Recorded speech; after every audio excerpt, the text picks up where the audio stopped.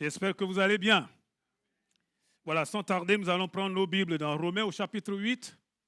Nous lirons les versets 12 jusqu'au verset 17. Romains 8, versets 12 à 17. Je vais effectuer la lecture directement dans la Bible du semeur.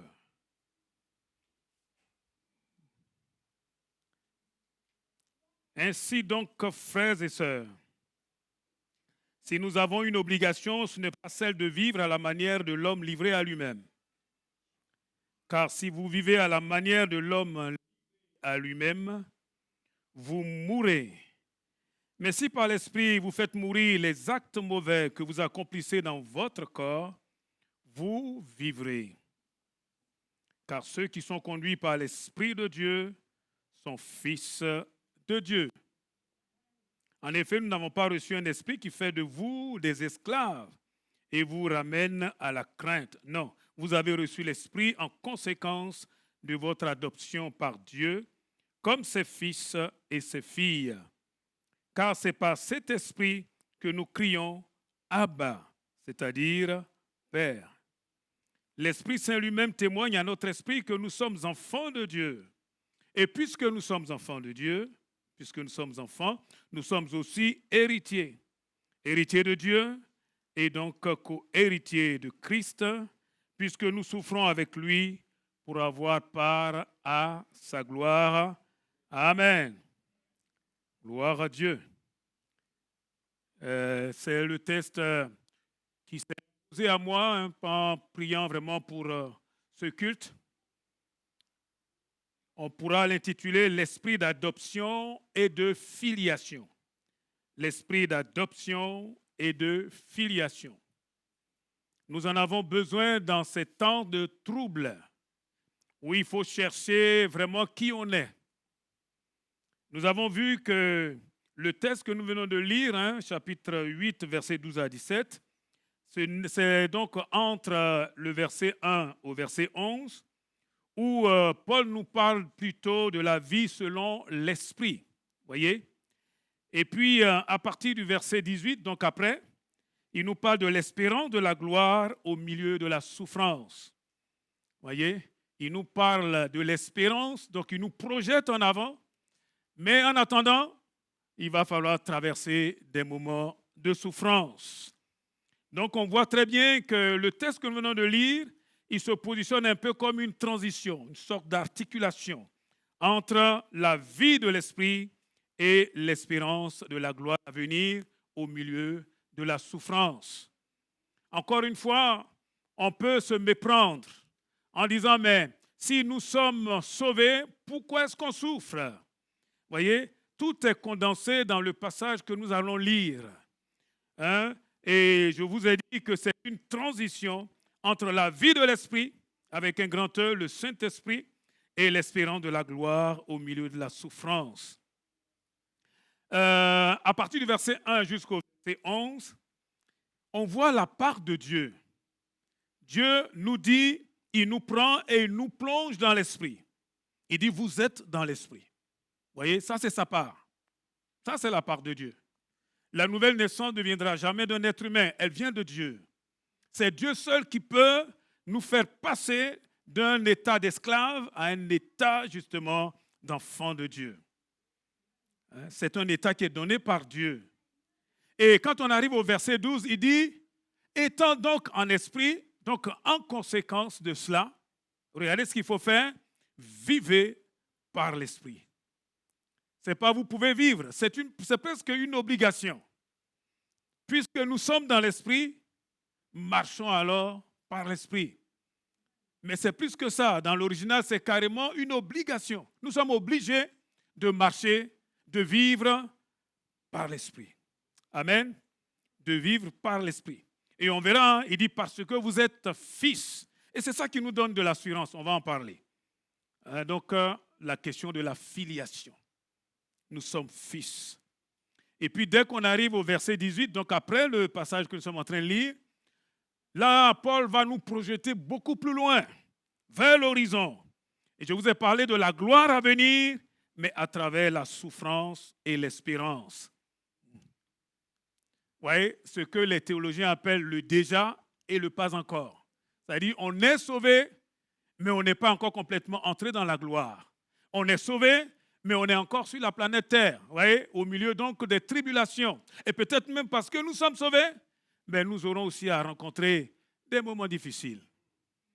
Quand j'étais beaucoup plus jeune dans la foi, j'étais surpris de voir que quelqu'un comme Job, quelqu'un qui vraiment, voilà, qui avait la crainte de Dieu, pouvait traverser tout ce qu'il a traversé. Je ne comprenais pas. Vous voyez, la question du mal, la question de la souffrance, on ne peut pas comprendre ça si on regarde simplement avec nos petits yeux humains. Vous voyez, on a besoin d'une hauteur et c'est ce que nous allons voir avec la grâce de Dieu. Dans le passage que nous allons lire du verset 12 au verset 17, les deux premiers versets 12 et 13 nous parlent de la sanctification. On va en parler. Après 14-16, l'assurance filiale, c'est-à-dire nous sommes au fond de Dieu. Et puis le verset 17 nous parle de l'espérance de la gloire. Commençons tout de suite par le verset 12 qui dit « Ainsi donc, frères, nous ne sommes point redevables à la chair pour vivre selon la chair. » Ça, c'est Louis II. Il dit « Nous ne sommes point redevables. » Vous voyez, la version du Semeur dit « Nous n'avons en gros plus d'obligation. » Le mot qui est derrière, c'est comme une sorte de dette. Vous voyez, c'est comme une sorte de dette. Chaque fois que nous péchons, nous sommes débiteurs. Chaque fois que nous enfreignons la parole de Dieu, nous devons quelque chose à quelqu'un. Vous voyez? Et c'est pour cela que le diable peut tenir quelqu'un qui a péché. En disant, tu as péché, tu mérites la sanction du péché. Or, le salaire du péché, c'est la mort. Vous voyez? Mais là, entre-temps, il y a Romains 8, verset 1er, il n'y a donc plus de condamnation pour tous ceux qui sont en Christ Jésus. Vous voyez? Donc le Seigneur a payé notre dette. À partir de ce moment-là, nous ne devons plus rien à la chair. La chair n'a aucune créance sur nous. La chair, nos tendances charnelles, notre facilité à aller au péché, ça n'a plus de puissance sur nous. Amen. Nous ne lui sommes plus redevables d'aucune obéissance. Il faut se rappeler que quand nous ne connaissions pas Jésus, c'est cette même chair-là qui nous a servi, qui nous a exploités, qui nous a tenus dans la mort. C'est la chair-là qui nous a tenus. Non pas que la chair elle-même, elle est mauvaise, mais elle a été toujours le canal par lequel justement le péché nous a asservis. Nous ne lui devons pas un instant de plus. Bien-aimés, on a suffisamment donné. Amen. Mais regardez ce qui est écrit. Ainsi donc, frères et sœurs, nous ne sommes point redevables à la chair pour vivre selon la chair. Normalement, quand on a fini ça, on devrait se dire, mais alors, on est redevable à qui? Vous voyez? Et cette partie-là, elle passe un peu comme sous-entendu. Normalement, on serait en droit de s'attendre à, mais nous sommes redevables à l'Esprit. Vous voyez? Mais le Saint-Esprit ne le met pas là. C'est un silence qui est quand même assez éloquent. Vous voyez? C'est comment dire, ce n'est qu'un gentleman qui peut parler comme ça. Eh oui. Nous sommes, quelque part, nous devons quelque chose à Dieu. Amen. Notre dette, c'est envers l'Esprit. Mais cette dette-là n'est pas dans l'obligation. Et c'est là que j'ai toujours dit, le Saint-Esprit est un gentleman. Nous devons quelque chose à l'Esprit de Dieu. Il ne va jamais nous forcer. Il va toujours collaborer avec nous. Il va toujours demander notre adhésion, notre association. Il va demander quelque part que nous soyons d'accord. Vous voyez? Ça, c'est la différence. C'est comme ça qu'on reconnaît qu'il y a un démon. Le démon, quand il vient, il ne te demande pas ton avis. Mais le Seigneur, vraiment, il est un gentleman. Amen. Il n'y a pas de contrainte. Il nous appelle simplement à répondre à l'Esprit avec gratitude, avec reconnaissance, avec liberté. Amen. C'est ça la vie chrétienne. C'est ça la vie chrétienne. Vous voyez, le Saint-Esprit n'est pas là comme un créancier qui est là en disant paye tes dettes. Si tu ne payes pas, tu vas mourir. Non, pas ça. Ça, c'était l'autre. Le Saint-Esprit, ce n'est pas comme ça.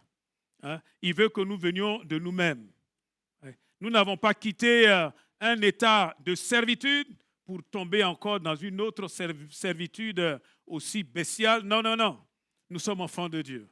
Quelqu'un peut-il dire Amen? Amen. Gloire à Dieu. Amen. Gloire à Dieu. Car si vous vivez à la manière de l'homme, je suis allé trop vite. Allons doucement. Il ne faut pas s'énerver. Hein? Je vais trop vite. Voilà. Donc, verset 13. Si vous vivez selon la chair, vous mourrez. Mais si par l'esprit vous faites mourir les actions du corps, vous vivrez. La Bible du Semeur dit, si vous vivez à la manière de l'homme livré à lui-même, c'est ce que nous avons lu, vous allez mourir. Mais si par l'esprit vous faites mourir les actes mauvais que vous accomplissez dans votre corps, vous vivrez.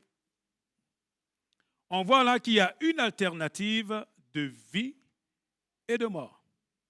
Il n'y a pas une troisième possibilité. Soit c'est la vie, soit c'est la mort. Et ce qui est assez grave, je veux dire assez important quand même pour nous, c'est que c'est nous qui faisons le choix. C'est chacun d'entre nous qui fait le choix. Si vous vivez, c'est-à-dire si vous choisissez de vivre selon la chair, ben vous mourrez. Le Seigneur dit vous mourrez. Et ici, là, la mort dont il est question, là, c'est la mort avec un sens vraiment complet. Ça veut dire séparé de Dieu. Séparé de Dieu. Séparé de Dieu. Quand on est séparé de Dieu, excusez-moi, on est séparé de tout. Vivre selon la chair conduit inéluctablement à la mort. Et ici, il est dit, une action très précise, faites mourir les actions du corps. Faites mourir les actions du corps. Vous savez, nos tendances charnelles, là, nous ne pouvons pas les améliorer. On ne peut pas améliorer tout ce qui nous traîne là, toujours dans la boue, là. On ne peut pas l'améliorer. Je comprends pourquoi le pasteur Eddy disait parler de la nouvelle version de soi-même, c'est vraiment une aberration. Parce que ce qui est cher, là, reste cher. Hein. Vous avez compris? On ne peut pas l'améliorer. Vous pouvez lui donner de l'instruction. Vous pouvez lui donner tout ce que vous voulez. Ça reste la chair. Les tendances qui nous poussent toujours à aller plus loin, à nous écarter de Dieu. Et avec la chair, là, il n'y a qu'une seule alternative. Vous avez compris, hein? Il faut la mettre à mort. Et vous avez compris que le Seigneur ne le fera pas à notre place. C'est à nous, il dit clairement, mais si par l'Esprit vous faites mourir les actions du corps, vous vivrez. Si par l'Esprit vous faites mourir les actions du corps. Eh oui. Donc c'est une œuvre active. Ce n'est pas quelque chose qui ne dépend pas de moi, qui va m'arriver malgré moi. Ah non, non, non. Et celui qui dit il n'a aucune tentation, c'est un menteur. Celui qui dit « Ah, moi, je peux tout supporter par moi-même », c'est un menteur. Parce que ce n'est pas possible. Ce n'est pas possible. Humainement, ce n'est pas possible. Vous voyez? Si vous vivez à la manière de l'homme livré à lui-même, l'homme livré à lui-même, c'est l'homme qui a comme seul moteur simplement que lui-même qui le dirige. Il n'a besoin de personne d'autre. Il se lève, il a des pensées, hop, il fonce. Il n'écoute que ce que lui-même veut. Il est livré à lui-même. Il n'a aucun conseiller que lui-même. Excusez-moi, hein? Un jour ou l'autre, vous savez quoi? C'est de la boue là qui retourne à la boue.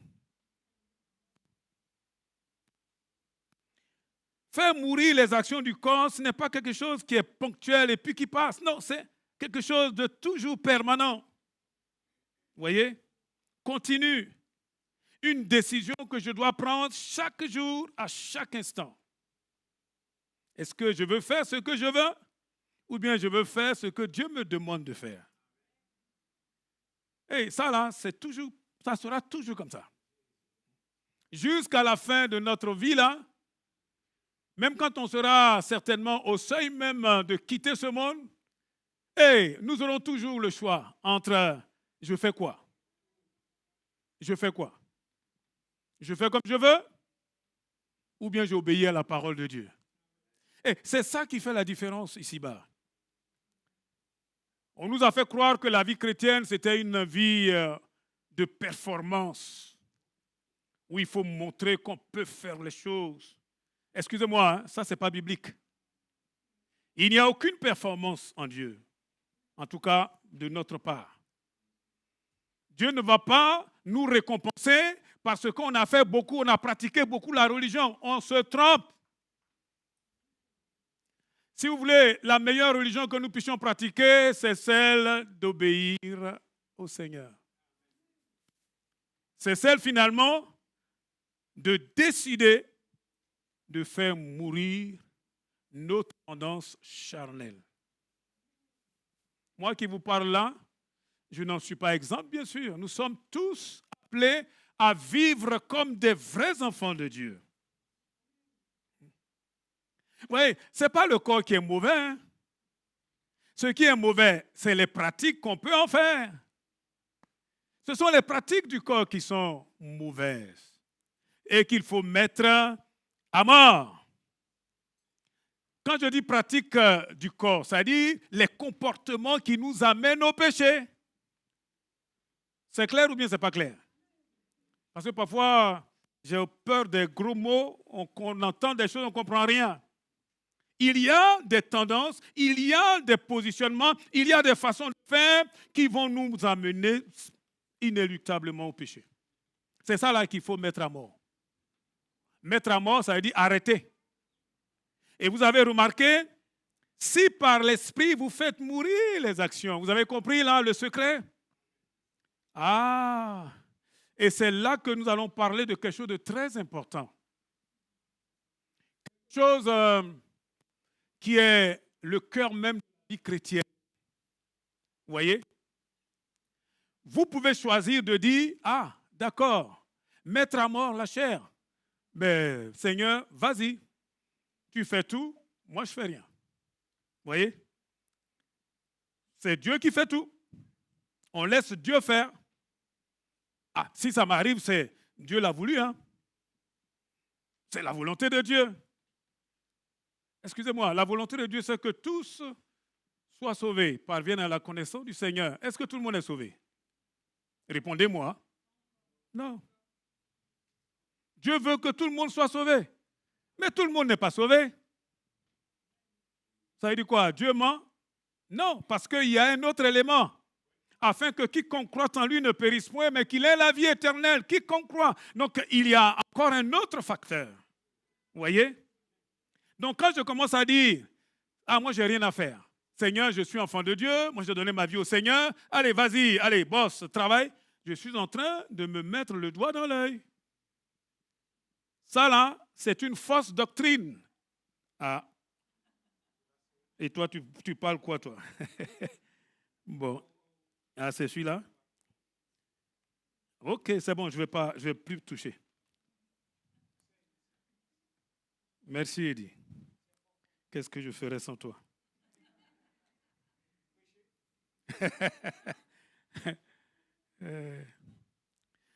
Donc ici, d'abord, il faut décider à chaque instant.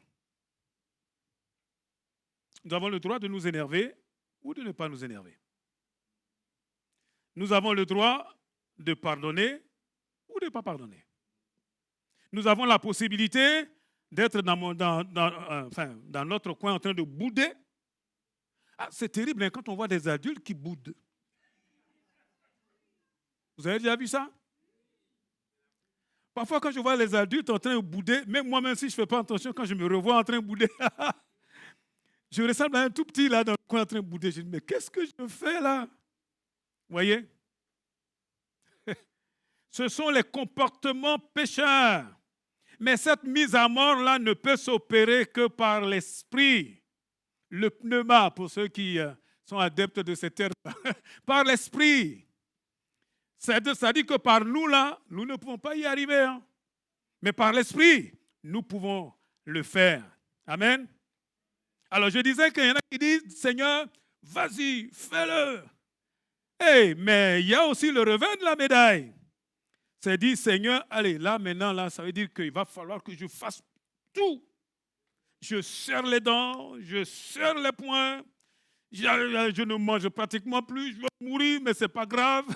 Voilà, il va falloir que j'arrive à détruire ce corps. Ouais, mais c'est pas, ça aussi, c'est une fausse doctrine.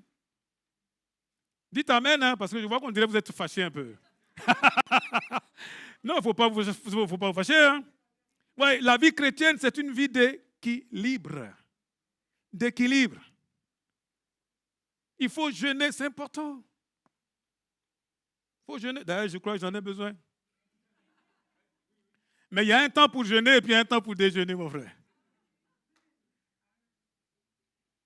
Parce qu'il n'y a pas pire situation que d'être en train de pratiquer les œuvres de la religion, de se croire tellement fort, tellement arrivé, et finalement de se rendre compte qu'on est en plein dans le péché. Et là, on commence à critiquer les autres. Ah, pourquoi tu n'as pas mis un foulard? Ah bon? Mettre un foulard? Ah, pourquoi quand tu pries, tu n'es pas debout? Ah bon? Il faut se mettre debout.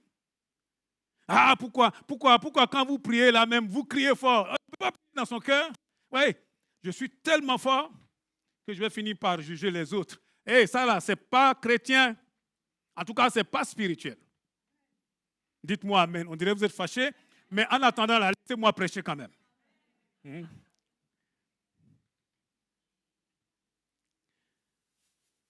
Donc, il faut un équilibre. Un équilibre en nous, une œuvre où le Saint-Esprit habite. Amen. Tout à l'heure, je vous parlais des situations qui peuvent même nous asservir.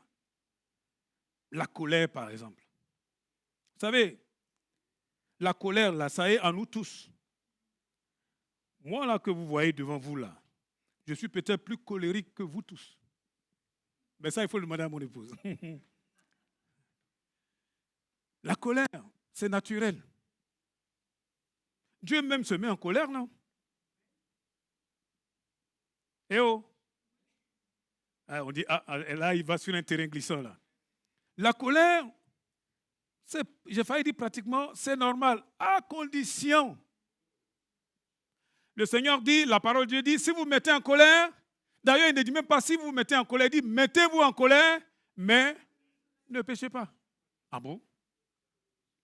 Je cherchais où était le cid. Non, il dit, mettez-vous en colère, mais ne péchez pas. Or, le vrai problème, c'est que quand c'est la chair là qui se met en colère, moi, là, quand je me mets en colère, je disais à mes étudiants, ne me mettez pas en colère. Parce que si vous me mettez en colère, même moi-même, j'ai peur. Ne me mettez pas en colère. En fait, ce n'est pas le problème, ce ne sont pas les étudiants. Le problème, c'est celui qui est en moi, là, à l'intérieur. La vraie question, c'est pourquoi je me mets en colère? Pourquoi je me mets en colère? Vous avez vu un prof qui boude? Ça boude pas mal, hein? C'est terrible, ça. La colère, ça peut arriver. Mais chaque instant, je dois dire, Seigneur, waouh, que veux-tu que je fasse? Là, je suis en colère. Seigneur, je suis en colère. Tu as vu, ils m'ont mis en colère. Hein? Mais aide-moi. Aide-moi. Amen. On était au mariage et puis il y a un jeune là, qui s'est approché de nous. Vous savez, dans le bruit là, Dieu quand même travaille. Hein? Et il est venu, moi je ne le connaissais pas. Enfin, son visage me disait quelque chose, mais je ne le reconnaissais plus. Il m'a dit, mais j'étais dans telle église, tu sais. Je lui ai dit, ah, c'est peut-être pour ça que ton visage me dit quelque chose. Et ça fait 1 an que je suis marié.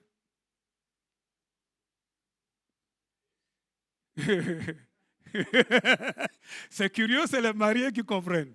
Et il dit, ça ne va pas. Hein? On est à un mariage. Le jeune là, il était là. Ça ne va pas. Il est fâché. il est en colère, il boude.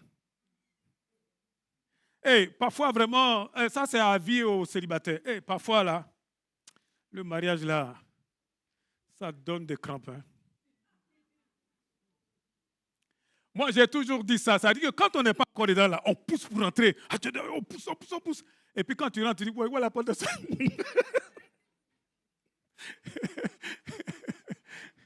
Et pour pouvoir tenir ferme, il faut être toujours en train de dire, Seigneur, qu'est-ce que tu veux que je fasse? Ce jeune homme-là, il était en train de se mourir. Ah, je ne lui parle plus. Mais elle me saoule. Bon, ça veut lui dire parfois la mienne aussi. Mais, et tu vas faire quoi? Tu vas faire quoi? Vous voyez?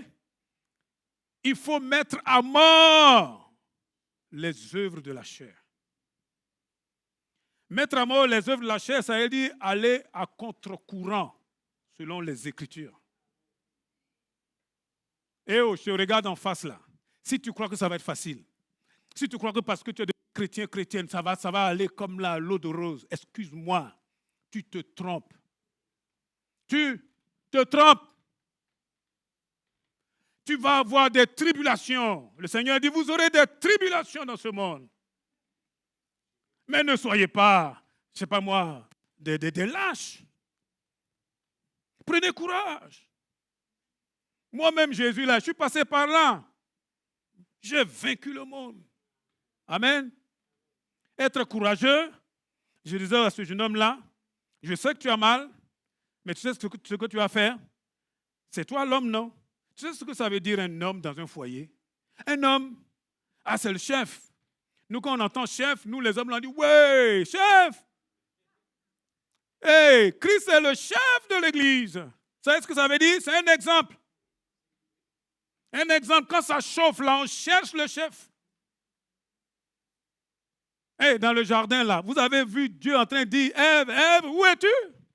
Est-ce que Dieu n'a pas vu que c'est la femme là qui a pris la première, le fruit? Il cherche le chef. Et c'est toi le mari. C'est toi le chef. Tu sais quoi? Tu vas aller vers cette femme. Tu vas aller vers elle. Tu vas être un homme qui a des tripes, qui a une colonne vertébrale. Parce que si tu ne fais rien là, ton foyer là va aller en vrille. Si tu ne fais rien. Et le Seigneur ne va pas descendre, il ne va pas envoyer des anges pour le faire. C'est à toi de le faire. C'est à toi d'aller à contre-courant de ce que ton corps ne veut pas. Quand tu dis je vais aller, ton corps dit quoi? Avec tout ce qu'elle t'a fait? Et alors? Et moi, je ne lui ai rien fait? Eh oh! Si elle est comme ça, c'est parce que toi aussi, tu as eu des comportements qui l'ont énervé. Hein? Les sœurs, qu'est-ce que vous en pensez? Ah, je n'ai pas dit les frères, j'ai dit les sœurs. Quoique, et je m'arrête là, pour ne pas avoir d'autres problèmes. Donc, dans la colère, tu peux toujours, avec la force de Dieu, t'arrêter. Et c'est ça qui fait un homme. C'est ça qui fait un chrétien. Vous êtes là sur un lieu de travail. Vous avez un manager, vous avez un gars là qui est là sur votre tête là. Excusez-moi, il est exécrable. J'en ai connu un. On nous a amené une petite dame là. Je crois qu'elle enseignait au collège. Et du jour au lendemain, on l'a pris. Bon, c'est bien d'enseigner au collège, on a besoin de ça, attention. Hein. Et oh, fâchez pas. Hein. Ben, heureusement qu'on en a qui enseignent. D'ailleurs, même moi-même, franchement, je ne sais même pas si je peux encore enseigner au collège. Je ne crois pas. Il me faudra encore beaucoup aller à l'école du Seigneur. Mais cette femme-là, parce qu'elle avait de bonnes relations, on l'a prise et elle est devenue la directrice du pôle supérieur. C'est bien. Elle peut en avoir les compétences, pourquoi pas. Une petite dame, une belle femme, hein? Quand vous la voyez, vous dites, wow! avis aux célibataires, ils m'ont dit, ouais, ça c'est la femme que je vais épouser. Mon Dieu, elle est infecte. Ah. La première fois que je l'ai rencontrée, j'ai dit, mais c'est quoi ça? Elle s'est mise à l'entrée de l'école. Donc les jeunes entrent, et puis ils regardent. Il y a un jeune qui est rentré. Vous savez, les jeunes, bon, ok, voilà, un jeune est rentré, on va aller vite. Et elle dit, toi, là, viens ici, hein, tu n'as pas un accoutrement adéquat, ok, allez, dégage. Et avant même qu'elle parle là, donc le jeune homme lui dit, mais qui êtes-vous? Parce qu'elle venait d'arriver. Tu sais, les jeunes, elle dit, mais qui êtes-vous? Dis, en plus, vous me manquez de respect. Je suis la directrice. Excusez-moi. J'ai failli dire tout ce que le jeune homme a dit. Dis, mais attendez, mais en gros, ça ne m'intéresse pas votre affaire. Eh oh, moi j'étais prof P. Hein. Le temps que, que je sache ce qui se passe là, vous savez quoi? Elle avait déjà viré le jeune. Mais ce qu'elle ne savait pas, c'est que c'était l'un des majors de la promo. Ah, il m'a mal parlé. J'ai dit, madame, mais si vous commencez à virer... si vous commencez comme ça à virer déjà même les meilleurs là, mais ceux qui restent là, vous avez fait comment? Elle dit, c'est moi qui suis le chef. Je vous parle en tant que chef. Je lui ai dit, madame, ok, vous savez ce que vous êtes en train de faire, vous êtes en train de couper, de scier la branche sur laquelle nous tous on est assis. Vous allez détruire l'établissement. Vous avez besoin d'aide, madame. Oui, j'étais aussi en colère, mais bon, il fallait que je mesure un peu mes paroles. Mais il y a des moments comme ça, on est vraiment dépassé. Mais s'il vous plaît, ce n'est pas parce que quelque chose nous dépasse qu'il va falloir aller au-delà de ce que le Saint-Esprit nous demande de faire. J'ai dû apprendre à travailler avec cette femme. Ah, ce n'était pas toujours drôle, hein? Surtout quand on travaillait avec cette femme. Elle ne foutait rien, en fait. Non, non, non. La réalité, c'est qu'elle aimait bien utiliser les autres et puis après, elle dit, c'est moi qui l'ai fait. Bon, moi, ça ne me gêne pas. Si nous sommes dans une habitude d'asservissement, si nous sommes dans, par exemple, une situation d'impureté, toi, tu sais que c'est impur. Soit c'est une façon de parler. Oui. Les mauvaises compagnies. Hein. Soit c'est, vous voyez, parfois, il y a des expressions là qui sortent là, mais tu te dis, est-ce que ça là, c'est chrétien, ça? Tu vois? Soit c'est, je ne sais pas, une attitude. Soit même, c'est une façon même simplement de s'habiller. Moi, ce que je fais, je dis, chérie, vas-y, cherche. Je suis en blanc aujourd'hui parce qu'on m'a dit d'être en blanc. Donc, si ça chauffe, vous allez la voir. Non, c'est important. C'est-à-dire que si, par exemple, vous êtes dans une situation d'impureté, impureté réelle, une addiction réelle, et vous dites non, c'est Dieu seul qui va le faire, et vous allez mourir là. Vous allez mourir.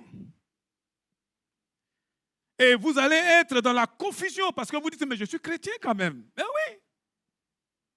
Ce n'est pas parce que tu es chrétien que ce truc-là va partir de lui-même. Non. Tu es obligé de collaborer avec le Saint-Esprit. Et il est dit ici, nous l'avons lu, hein. Si par l'Esprit, vous faites mourir les actes mauvais que vous accomplissez dans votre corps, vous vivrez. Amen. Nous pouvons le faire. Je peux m'arrêter. Je peux m'arrêter. Au nom de Jésus, je m'arrête. Au nom de Jésus, cette addiction-là, aujourd'hui, point final, c'est terminé. Oui, au nom de Jésus. Et vous savez quoi? Dieu va m'aider. Bon, peut-être que je vais tomber peut-être encore une fois ou deux, mais chaque fois, je vais me relever. Je vais continuer encore. Est-ce que vous êtes là? Ça va? Je ne vous saoule pas trop? Oh, je n'ai pas fini, hein? Aïe, Seigneur, ta grâce.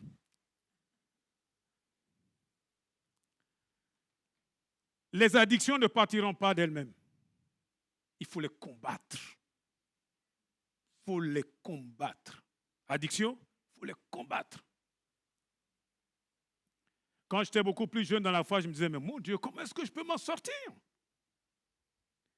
Et on se rend compte que dès qu'on commence à faire face au nom de Jésus, vous savez quoi?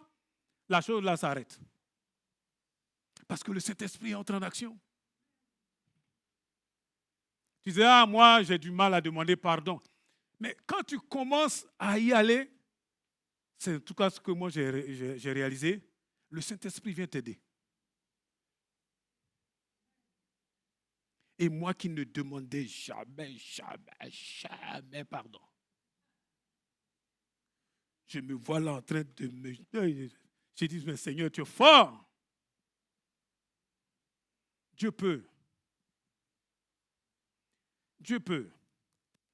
Je ne vais pas trop vous embêter, mais la plupart des problèmes que nous connaissons dans nos foyers, dans nos familles, entre mari et femme, entre frères et sœurs, même entre frères et sœurs, même de l'église là, ça pourrait s'arrêter là même aujourd'hui. Aujourd'hui. Aujourd'hui là, si tu décides là, ça peut s'arrêter. Mais il y en a qui préfèrent jouer à cache-cache le restant de leur vie. Comment on peut vivre comme ça? Quand tu arrives dans l'église, tu es en train de là, tu as un radar là qui, il est où? Elle est où? Dès que tu sais qu'elle est là, hop, tu passes de l'autre côté. Mais ça, ce n'est pas une vie. Ouais, la vie de l'esprit, c'est une vie de liberté. De liberté. Ose affronter ce qui te fait mal. Ose. On peut être blessé.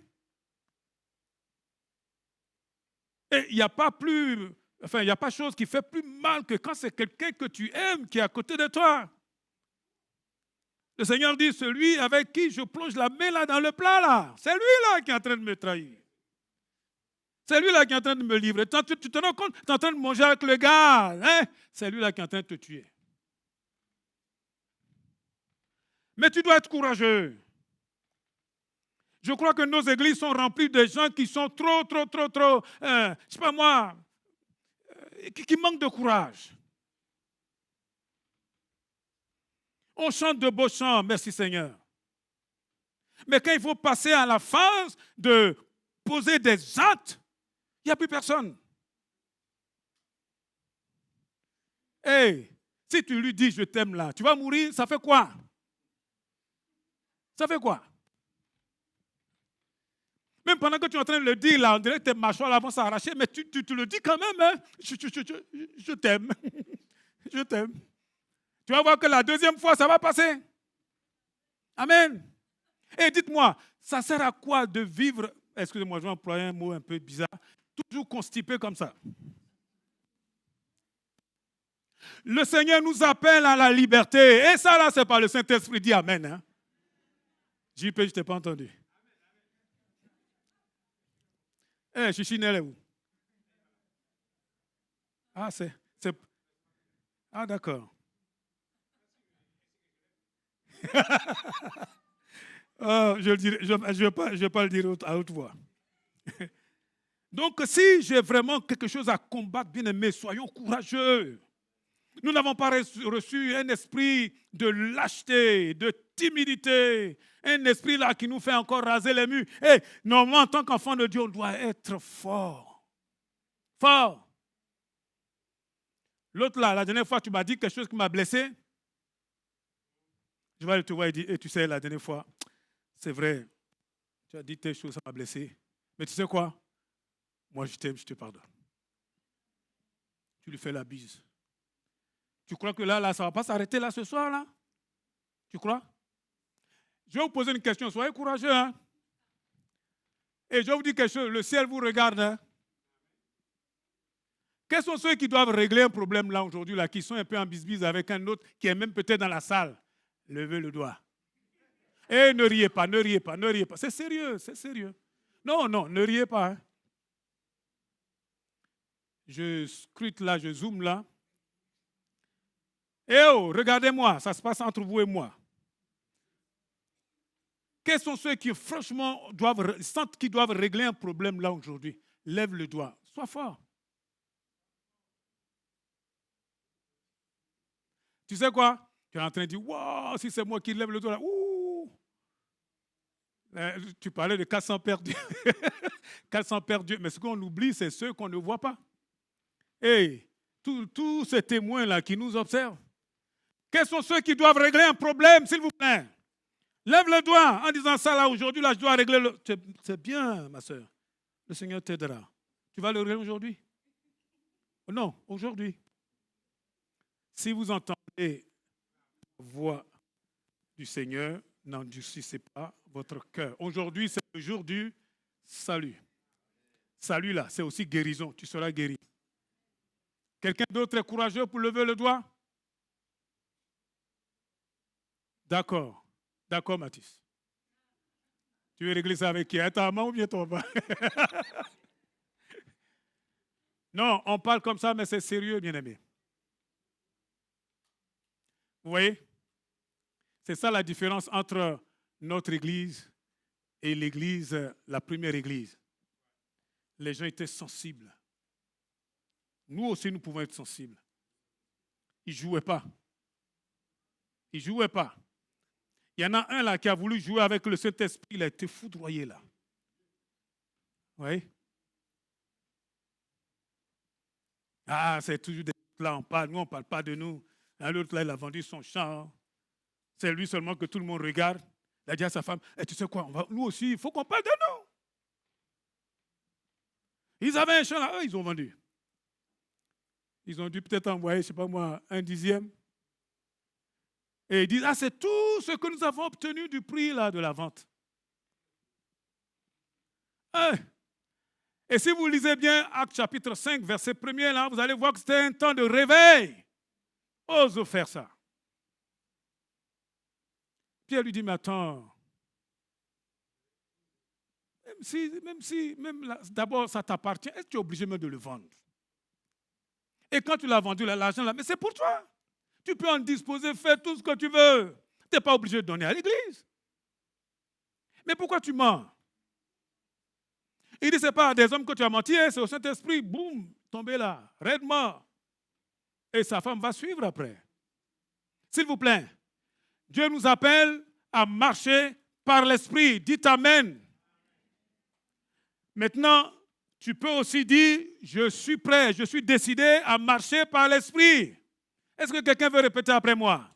Je suis déterminé à marcher par l'Esprit, à mettre à mort la chair. Amen. Les jeunes, vous êtes d'accord? Ce n'est pas parce qu'on est jeune qu'on doit être dans les addictions. L'amertume.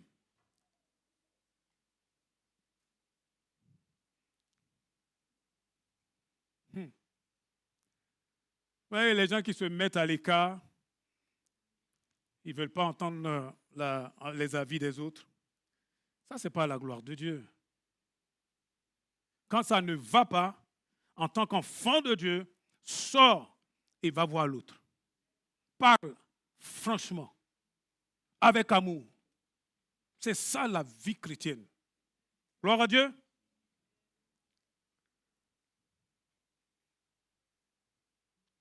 Toute attente passivement d'une délivrance instantanée, c'est vraiment se tromper. Ça pourra peut-être arriver, mais Dieu ne fait pas toujours comme ça. Ah, vous voyez, moi, je ne fais rien.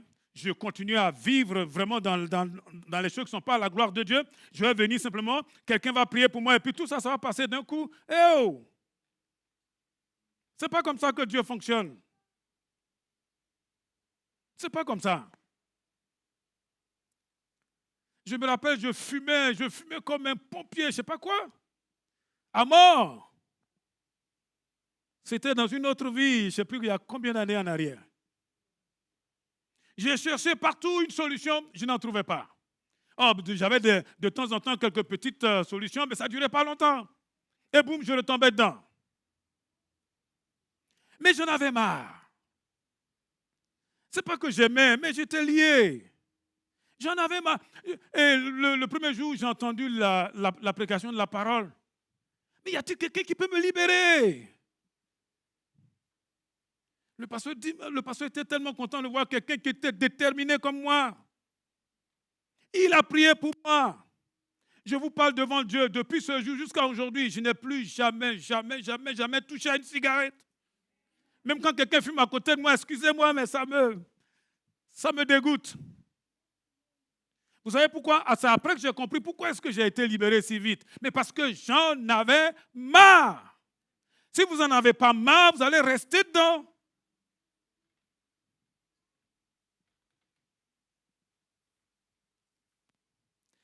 Quand on est dans une certaine addiction, il faut enlever ce qui alimente le péché. Il faut se poser des garde-fous. Il faut mettre, on va dire, des sortes de choses autour de toi pour que ça n'arrive pas. Mais oui. Si tu sens que dès que toi, en tant que jeune gars, quand tu vois une fille là, tu es là, tout ce que tu cherches à faire, c'est, je ne sais pas moi, en découle tout de suite, mais fais tout pour ne jamais te retrouver tout seul dans une pièce avec elle. Ça là, c'est compliqué. Mais non. Moi, j'étais encore à l'étage là, je venais de me convertir là. Il y a une dame là, elle dit, ah, toi tu es mon gars, toi. J'ai dit, pardon, là, ce n'est plus, les choses ont changé. Si quelqu'un est en Christ, je suis devenue une nouvelle créature. Elle dit créature, tu vas voir. Bon, pour faire court, je vous l'ai déjà rencontré. Elle est montée, j'ai dit, waouh, j'étais encore en fac, hein. Elle est montée là. J'ai dit, comment je vais faire? Il n'y a aucun frère qui est là. Comment je vais faire? Et c'est comme si se donnait le mot. Tout le monde est parti. J'étais seul. J'ai dit, comment je vais faire? Elle est rentrée. Bon, c'est les salles, les chambres d'étudiants. Hein. Elle est rentrée. Elle voulait fermer la porte. J'ai dit, hey, tu fermes la porte là. Je crie. Au secours! Tu ne touches pas à la porte. Et il y avait une table là où on étudiait, donc je suis monté sur la table. Elle est allée directement sur le lit. J'ai dit, non, tu ne t'assois pas sur le lit, sur la chaise. Ah, j'ai lutté. J'ai ouvert tout. Quand elle veut fermer, non, laisse ouvert. Et je regardais de temps en temps, je crois, au deuxième, je regardais en bas, je dis, oh mon Dieu, est-ce qu'il y a quelqu'un qui peut... J'ai lutté comme ça un moment, et puis hop, j'ai vu un frère là, je crois qu'il s'appelait Emmanuel. Je l'ai vu là, j'ai dit, Emmanuel, monte. Quand Emmanuel est arrivé là, waouh, c'est fini, terminé. Non, hey, si tu sens que c'est chaud quand tu es avec une fille, ne sois pas seul avec elle dans la même pièce. Dites-moi amen. Je parle comme ça, mais ce n'est pas seulement que les jeunes, hein. Mais des garde-fous. Il y a par exemple des mauvaises compagnies qu'il faut rompre. Rompre. Il y a des gens là qui t'entraînent en enfer. Dieu ne va pas venir pour casser ça. C'est toi qui dois dire, eh oh, c'est bon. C'est bon. Tu te rends compte que tu emploies des mots bizarres, des expressions bizarres qui sont tellement bizarres, qui ne sont pas du tout chrétiennes là. Eh, tu sais ce que tu fais? Tu regardes ceux avec qui tu traînes. Tu dis ciao, bye bye. Je vous dis, il faut être un homme. Il faut être courageux. Parfois, on meurt simplement parce qu'on est là en se disant, ah oui, c'est émotionnel. Émotionnel, tu vas aller en enfer. Avec tes émotions, avec tes camaraderies là, avec tes mauvaises compagnies. Et on parle d'éternité, hein? En enfer. En enfer, vous allez dire vos gros mots là-bas. En enfer. Parce que quand on parle comme ça, il y en a qui pensent que c'est une question simplement de mode. Non! C'est une question de vie et de mort.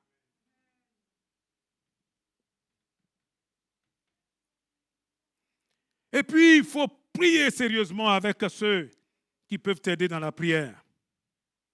Et il faut surtout lire la parole et faire ce que Dieu te demande de faire. Tu vas voir que ça marche. Ça marche, non? Est-ce que ça marche? Ouh. Dites-moi, est-ce que ça marche, oui ou non? Ça marche. Il faut être courageux. Il faut être courageux. Et si toi, en tant que jeune fille, là, tu vois un jeune homme là qui est trop chaud, de ma part, hein, Tu tournes comme ça à 180 degrés. Tu reviens là comme ça. Et tu lui dis, ça c'est la part du pasteur Yao. Normalement, ça devrait le refroidir.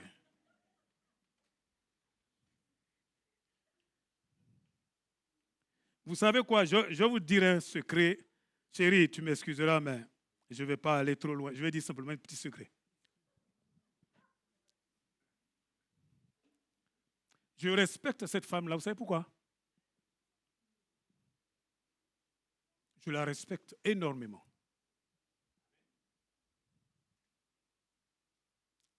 Vous pouvez raconter tout ce que vous voulez. J'ai du respect pour elle. Parce que quand nous étions encore jeunes là, elle n'a jamais permis que je fasse n'importe quoi. Jamais. Il y avait des moments où j'étais un peu chaud. Hein? Je me rappelle un jour là, c'était chaud bouillant. Elle m'a dit non. Un peu comme ma petite fille. Non. Et oh, c'est ce qui fait que j'ai confiance en elle et elle a confiance en moi. Mais vous vivez comme des cochons. Dites-moi, après là, comment vous allez cultiver la confiance? Comment vous allez faire?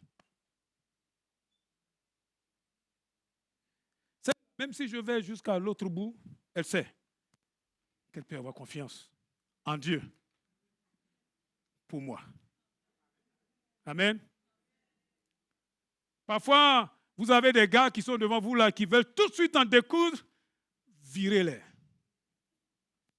Virez-les. Virez-les.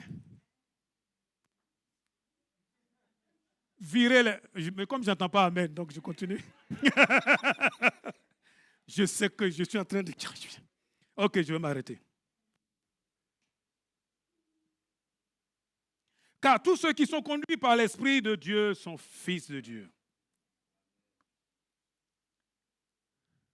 Le Seigneur cherche des personnes qui se laissent conduire, qui prennent l'habitude de se laisser conduire. Ça veut dire, quand j'ai des choix à faire, je dis, Seigneur, aide-moi à faire un bon choix. Et telle voie paraît droite, hein, mais parfois son issue, c'est l'issue de la mort. Je me rappelle, je venais, là c'était en Afrique, de faire une bonne partie de mes études là. On m'a proposé des postes mirobolants. Oui, mais c'était quoi? Pour aller produire du tabac. Moi-même, je suis en train de mourir de tabac. Pour aller produire du tabac, mais j'allais être un grand boss, hein? Très grand boss. Mais je serais là en train de tuer le monde entier avec ça. Vous voyez? Et quand on fait des choix, il faut se laisser diriger par le Seigneur. Les jeunes là qui sont en train de chercher, je ne sais pas moi, dans quelle voie vous allez vous orienter. Ah, je peux faire ceci. Ah, je peux faire cela. Mais qu'est-ce qui est bon pour moi? Moi-même, je ne sais pas. Moi-même, je suis rentré dans la partie technique là, simplement parce que, bon, la porte était là, je l'ai poussée. Je l'ai poussée, elle s'est ouverte. Je suis rentré quand les problèmes ont commencé à venir. Je me dis, mais mon Dieu, qui m'a mis dedans? Mais bon, en fait, je n'avais aucune information. Il faut laisser Dieu. Il faut laisser les bien-aimés là qui peuvent vous aider. Amen. Voilà, je sais que le temps est passé, je ne veux pas aller trop loin. Tous ceux qui sont conduits par l'Esprit de Dieu sont fils de Dieu dans leur choix, dans leur conduite, dans leur combat contre le péché. Vous voyez? Comment est-ce qu'on reconnaît les fils de Dieu? Mais parce qu'ils se laissent conduire par l'Esprit. C'est une marque qu'ils sont vraiment des fils. C'est ce qui les distingue. Ouais, c'est le fruit qui révèle ce qui est dans la racine. Quand on voit le fruit de quelqu'un qui se laisse diriger par le Saint-Esprit, on dit, ah, ça, c'est un homme, c'est une femme qui se laisse diriger par le Saint-Esprit. C'est vraiment un fils, une fille du Seigneur. Dans la pratique, il faut devenir ce qu'on est. Vous voyez, la dernière fois, le pasteur parlait de l'identité. Il ne faut pas accepter qu'on nous mette dans une case qui n'est pas la nôtre. Soyons ce que nous sommes. Ce que nous sommes enfants de Dieu. Amen. Nous sommes fils. D'ailleurs, si vous lisez, il est dit, nous sommes héritiers, co-héritiers du Christ.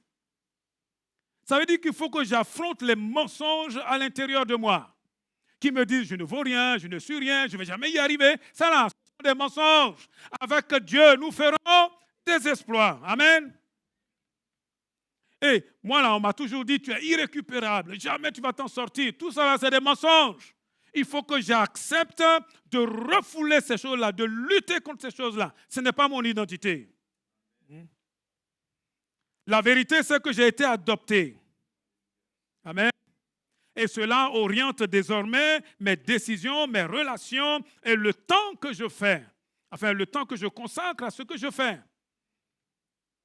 Ça ne vient pas comme ça. Je n'ai pas le temps de développer. Mais il faut vivre tel qu'un héritier.